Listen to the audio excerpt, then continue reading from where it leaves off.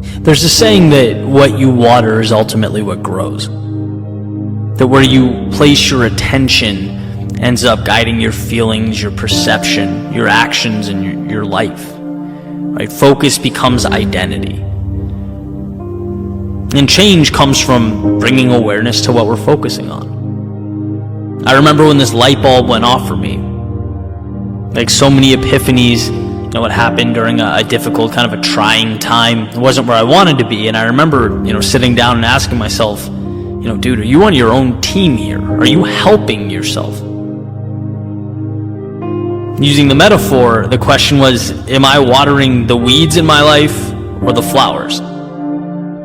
And by the weeds, I mean, am I allocating energy to thoughts that are detrimental to what I want? Am I keeping myself in places I don't want to be and in relationships that are counterproductive? Am I thinking about what can go wrong instead of all that can go right? Or am I watering the flowers, the positive, highlighting the possibility, the things I'm appreciative for, the seeds, the potential that can grow a mile high?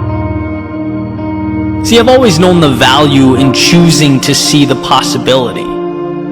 But the million-dollar question is, how do you remain aware? Because that's the thing about weeds, they're sneaky. They'll take control of your life without letting you know they're doing it. So I'm thinking this through and it dawns on me, this is not complex. This is simple. It's one, identifying where you want to be, and two, analyzing your actions based on those priorities, right? That's it. And so for every pillar of my life, health, relationships, career, finances, I made 2 dots. One for where I am and one for where I want to be. Everything in the middle is life. The ups, the downs, the joys, the sorrow. Everything in between is the path, the line. And it's simple. You start on point A, knowing that you can always get to point B. It's been almost 37 years to the day that I graduated from UT. I remember a lot of things about that day. I remember I had a throbbing headache from a party the night before.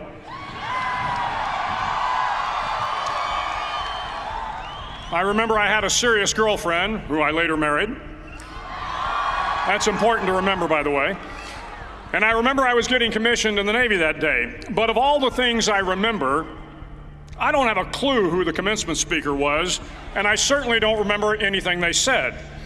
So acknowledging that fact, if I can't make this commencement speech memorable, I will at least try to make it short. It says that the average American will meet 10,000 people in their lifetime.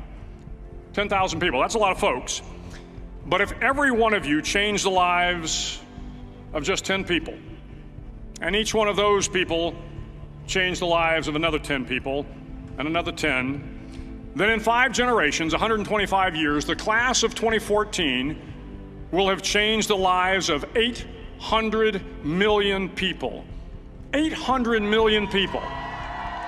Think about it.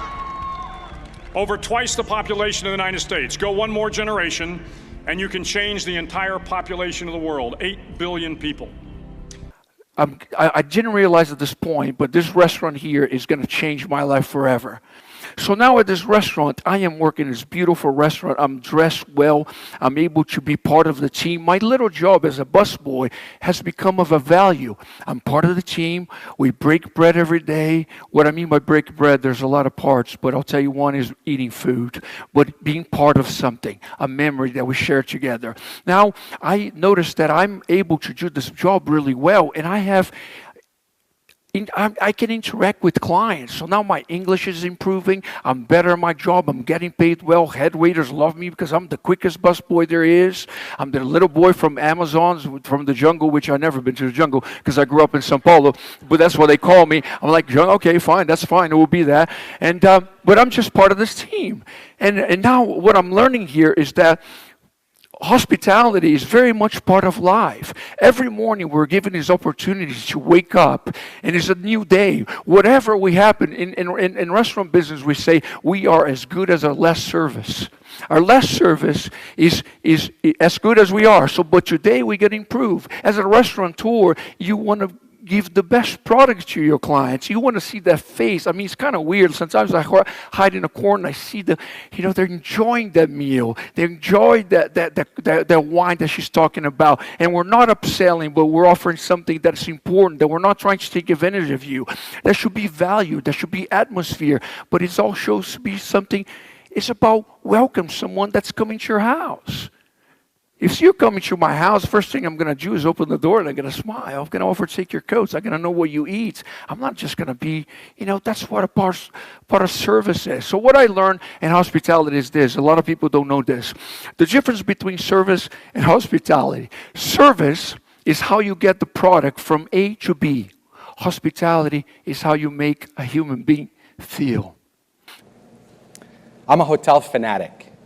I never stay in the same hotel more than one night. 3 days in New York, that's 3 different hotels for me. I travel so much that I've earned the incredible unobtainium status on Delta. Don't bother looking it up. You won't find it and you can't get it. You need infinite miles to get that high. And along the way, I've burned through 7 terabytes on Snapchat with video that thankfully you won't find because it's gone. But why should you care? I'm going to tell you a little bit about what I've learned from my travels. I have learned that we as human beings have a single most powerful tool in our arsenal, and that is our ability to make human connections. I believe we are people first and hotelier second, and that's the key to our success.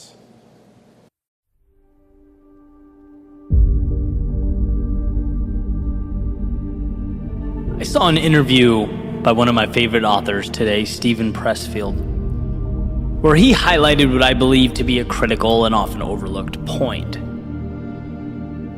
He says a lot of people think life is short, but life is actually long.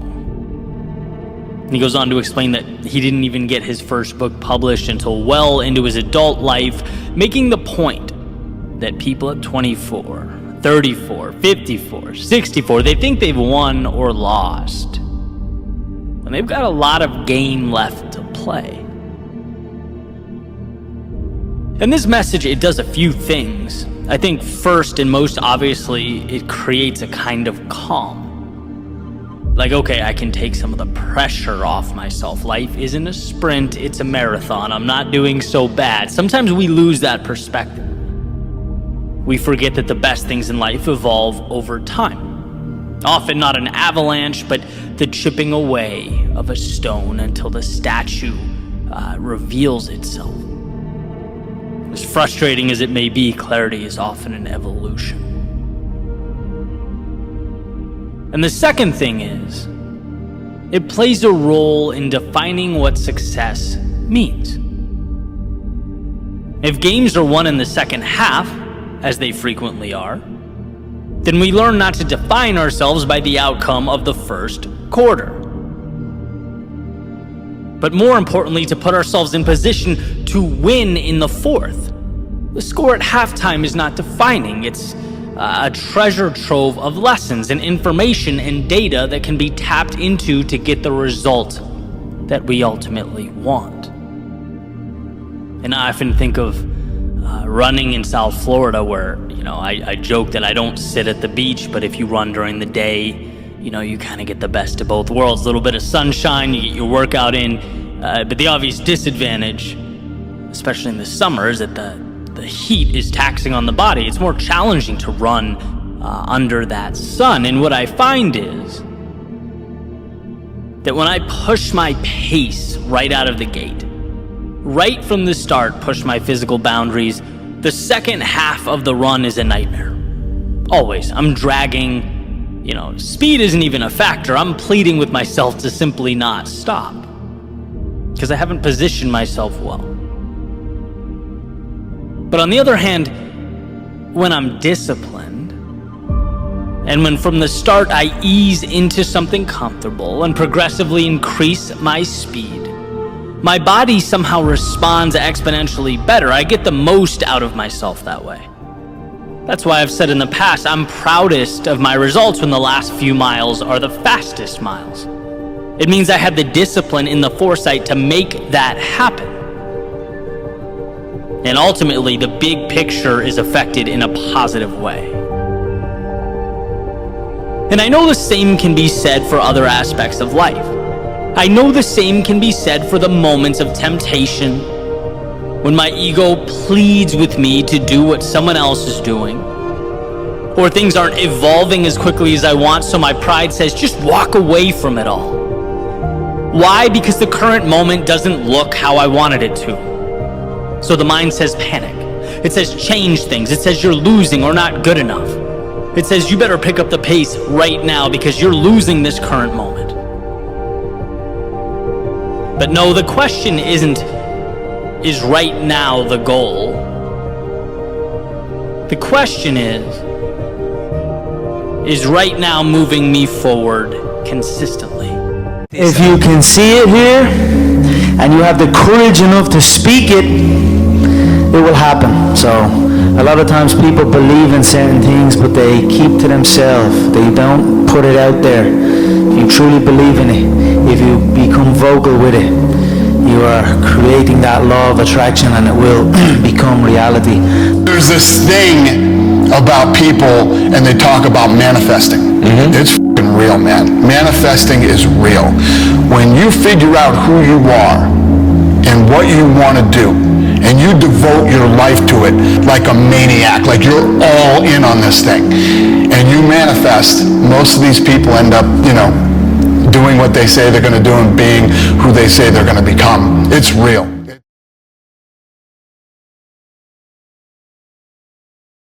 Welcome, GoBEST Network of Fun. It is Jason Day, but since we don't have Jason today, I decided I'll be Jason. So in my very best Jason, well, actually, before I become my very best Jason, happy birthday, Jason.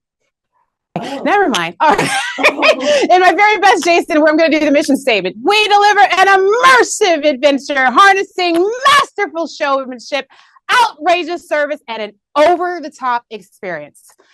Okay, I know that wasn't enough, Jason. And some people talk about that they need more cowbell. Well, I need more Jason. More Jasons, please come. Hey, guys. I've got more Jason. I've got serious Jason. I've got Cowboy Expo Jason. There we go. Cowboy Expo Jason. And I've got fun Jason. And they're going to help me with the best factor. Karen? The excitement the guest feels from the moment they discover our venue that reignites every time they remember their experience. All right. Welcome to the Throw the Party meeting on Jason's birthday, Jason Day, May 22nd. I am going to introduce to you someone you probably already know, Summer Jason. Hey everyone! Woo! How's it going? I hope you're all having an awesome day. Actually, I just wanted to come on here real quick and tell y'all about the call center that we've been working on. Some of you have heard from me and have received quite a list from me, so please don't be upset. We're going to get through this together. We'll be reviewing and updating all of the VIP packages, as well as your upsells and merchandise. And do I? Oh, sorry. We will have AI answering the calls. Can you hear me now? Yes. Woo! Okay. I don't know where y'all left off, but we're going to be going through all your upsells, merchandise, and if you want advice about how it's been going with cats in Stockton. Stockton was just added to the call center like 4 days ago, so they're still pretty new, but please be patient. We will be asking a lot of questions and going through all of your VIP packages with a fine-tooth comb. So a lot of things are going to be changing. And so far, it's awesome. We have some amazing specialists helping us out. And it's like having 12 assistants. So hopefully it goes well and you'll love it. And we're just here to help. And we're very excited about it. So that's it. A little update for me. Next, we're going to be talking about throwing the party.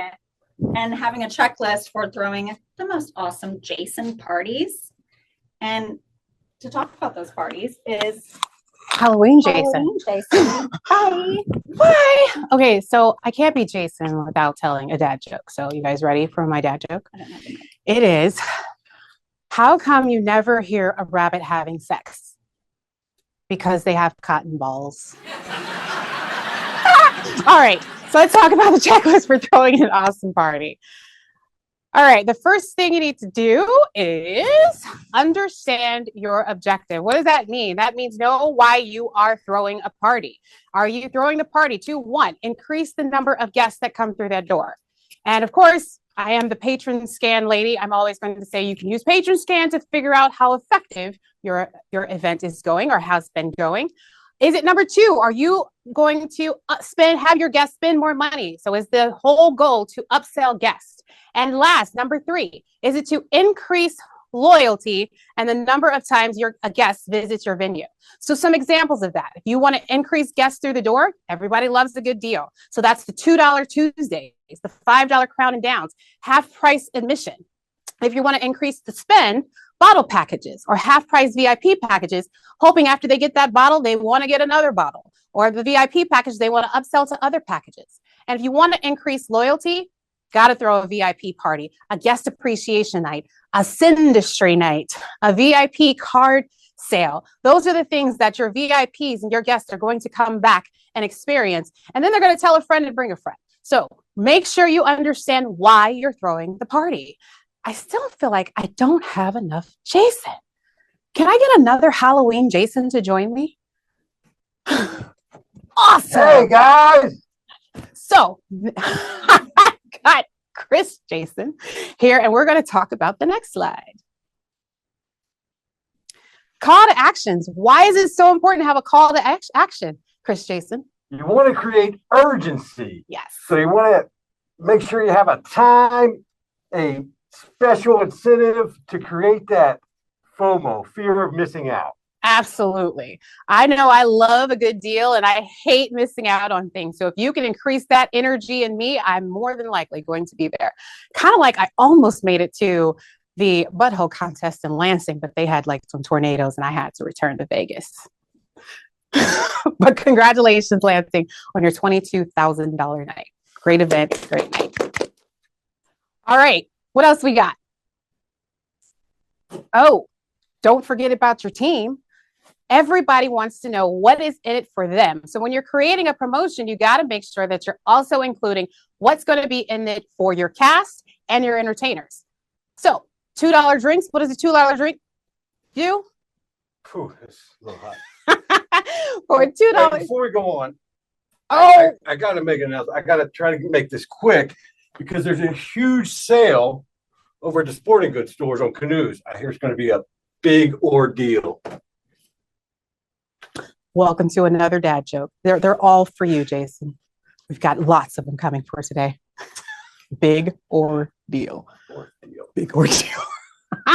Okay, let's. Oh my gosh.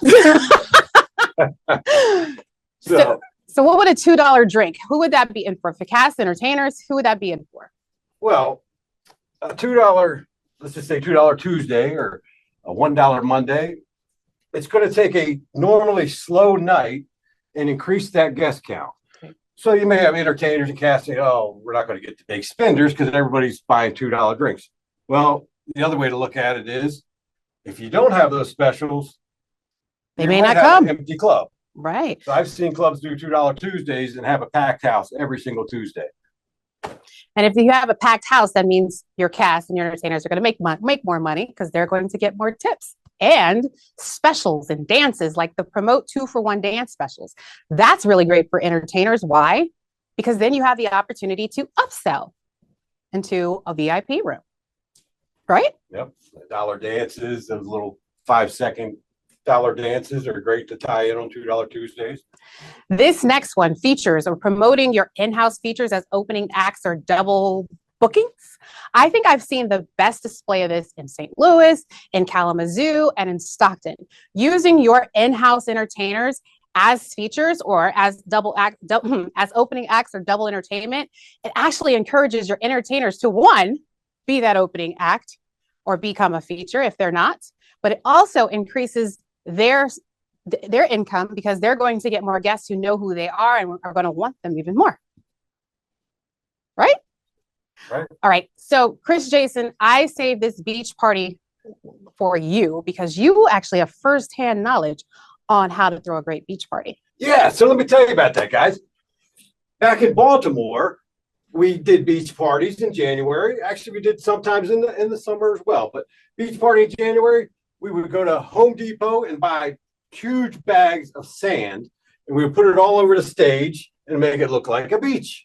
And then we even had a little kiddie pool. So we had a pool for the entertainers to swim in. And everybody would be in grass skirts and beach type thing. And we'd have sex on the beach, drinks, beach theme. The whole thing was beach theme. And in talking to Tammy a little earlier, she was saying in the Midwest, this is an even better promotion because, well, they don't have a lot of beaches. So bring the beach to your guests, bring the beach to your club so that they can enjoy what it feels like to have a beach party. So remember, IPEs cannot be made to participate. So great leaders know how to make these events where the entertainers want to be there. All right. Gosh, Chris, I mean, you're a great Chris Jason, but I feel like we need more Jason. Yeah, we need more. More Jason. All right, we need more Jason. Are there any more Jasons out there? Where's everybody at? Where's my Jasons? I don't think this Jason still makes sense. All right, well, we got a Halloween. Well, Lorraine, we got a Halloween. So Halloween Lorraine has joined us to talk about the next slide, which is the 5 P's. The 6 P's. Proper planning prevents piss poor performance. So I talk about this one all the time because, listen, you can't throw an event the day before, at least not well. You could, right? But it's probably not going to give you the ROI that you're hoping for. So you want to make sure you have all your tools in place. By now, you guys have all turned in your annual promotions calendar. And again, if some of those events haven't happened, don't be discouraged. Just let's get back on the ball and let's continue on to get those events, add new events. You feel free to change them. It's just pretty much a guideline. You also want to make sure that you have a marketing budget. You want to make sure you can afford the event, right? Because there's got to be an ROI. There's got to be a return on investment. You got to make some money. Make sure you have the proper timeline. Make sure it makes sense. It makes dollars, it makes sense, but you got to make time to make those sense, all right? Use an event order or a banquet event order. Basically, all that means is you have your call to action on your flyer, that you know what your drink and food specials are, that you have decor. Uh-oh, it's going to pop again. Don't pop Decor and giveaways. Make sure you have dress guidelines. Make sure you have accessories. And last but not least, make sure you have the best. You see how I did that? See what I did there? The best entertainment, which of course you do because you guys are all part of the GoBEST network of fun. All right. Oh, now it's showtime. So now it's time to talk about showtime. What does that mean? Chris, Jason, come on back. Theme parties. So Pick a guys, theme. you want to, just like I was saying with the beach parties, you want to have the whole club transformed into a beach theme or a Halloween party. You want everybody, your whole cast dressed up in Halloween outfits, such as our whole cast here. Halloween people. Hi. So we create a fun environment to make everybody think they're stepping into a Halloween party, which they are, or a beach party, even though it's not the winter, the summertime. Absolutely. Just like we're throwing a Jason party, right? We've all dressed up like Jasons. We're all in it and we're all committed to being the best Jasons we can be. All right. And get your cast involved. Have them involved. Have them create specialty mocktails or cocktails. Have contests, inviting the most guests, selling the most merchandise. Communication is so key. Make sure everybody knows about the party that you are throwing and your event. From your managers to your cast to your guests, everybody should know how big this event is going to be. Develop that FOMO. So communication is so key. Consistent calendared events. That's how you get guests turned into loyal guests, turned into regulars, turned into fans, because they know that something else is coming up and they want to be a part of it. Use your pre-shift rallies for communication. Use your pre-shift rallies to get everybody excited. So when we were throwing our Jason party right before, we all put our hands in and we were like, okay, 1, 2, 3, go Jason. And then we popped a bunch of balloons, which is why everybody's away from me now that I've done that. All right. Use a scheduling platform, use your group messages. Again, it's all part of communicating, building the excitement, building the fun, and then use your one-on-ones to do the same thing. Get your cast, get your team involved. And don't be afraid to reach out to the marketing team for ideas or support or help or to get us involved too. We're here for you anytime. So you eliminate the stress by being a great host and truly having a passion for what we do. All right. Invite the cast to become your flyer. Invite them to film and video. Invite the guests to party, right? Throw an amazing, amazing party. And for our last Jason, oh, nope, forgot.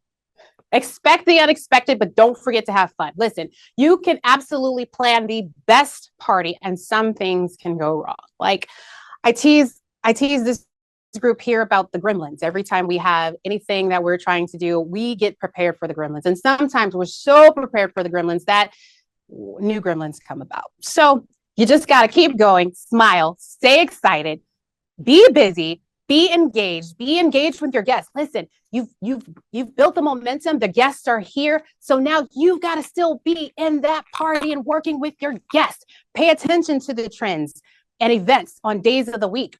Make purposeful promotions. Remember, have an objective. Are you increasing the guests? Are you increasing their spend? Are you increasing their loyalty? And last but not least, actually the most important, ROI. Make sure your event makes money. All right? Okay. All right. If you have any questions, please feel free to put them in the chat. Otherwise, I'm going to introduce you to our last Jason. It is Highlight Jason. Hey everyone! This is Sparkly Super Jason for Superstar Shoutouts. Woo! All right, in the Scotty report for weeks 17 to week 20, we have Deja Vu Showgirls and Ypsilanti ending week 18 with a 4-week streak. Woo! Way to go, Ipsy! And we have Larry Flint's Hustler Club in New York ending week 16 for a 2-week streak. Ugly. Woo! Way to go, New York. And Deja Vu Showgirls in Lansing ending week 16 for a 2-week streak as well. Woo! Go Lansing. And Deja Vu Showgirls in Flint ending week 17 with a 1-week streak. Somebody's mic is on. Can you turn it back off? And we have Trophy Club in Greenville with a 5-week streak ongoing. Woo! And Fantasies in Traverse City. And these have 1-week streaks. Deja Vu Showgirls in Lansing and Love Boutique in Lansing. And thank you for having me for the prettiest butthole competition. It was lit. Woo! Good job, everyone. And now for week 17, these clubs beat their goal by more than 10,000. If you see the little star next to their club name, and if they're green. We have Trophy Club in Greenville hitting $73,681. Woo! Week 17, that's amazing. And Hustler Club in Cleveland, 61,000. Woo! And Stockton, hey Reggie, 57,000 in week 17. Woo! Way to go.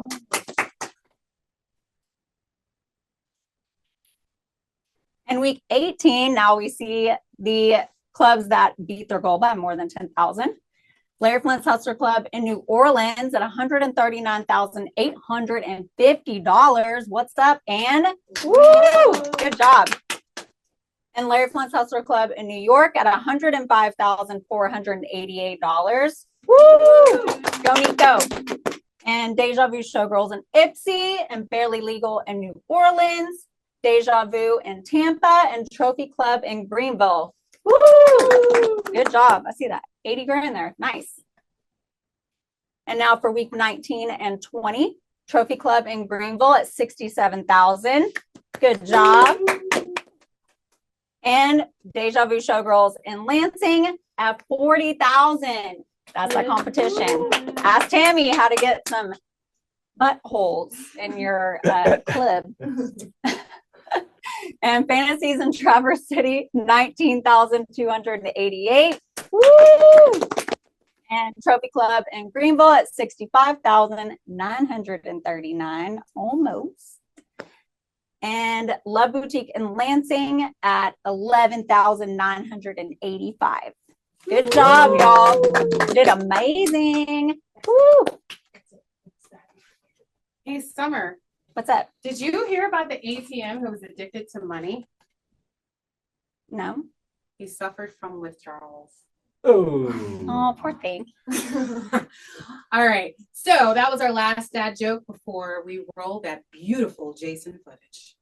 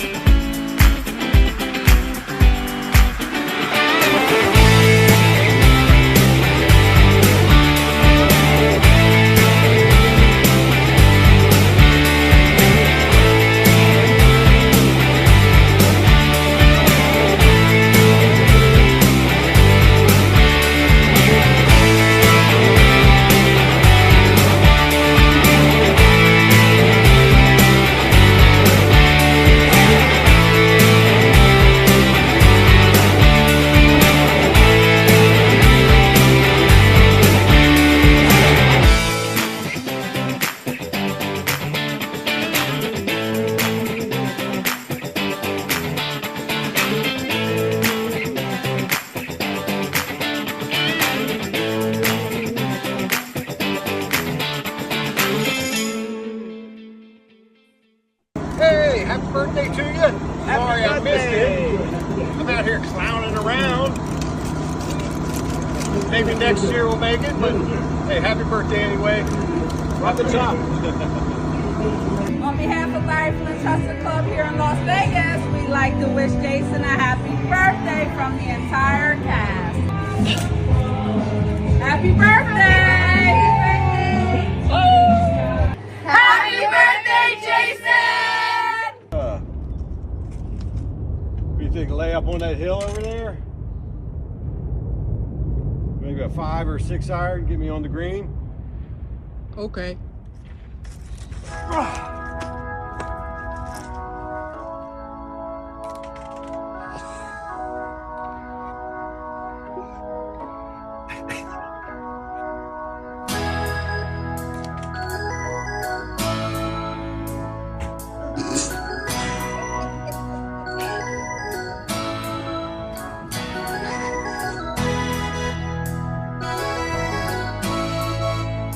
Watch out.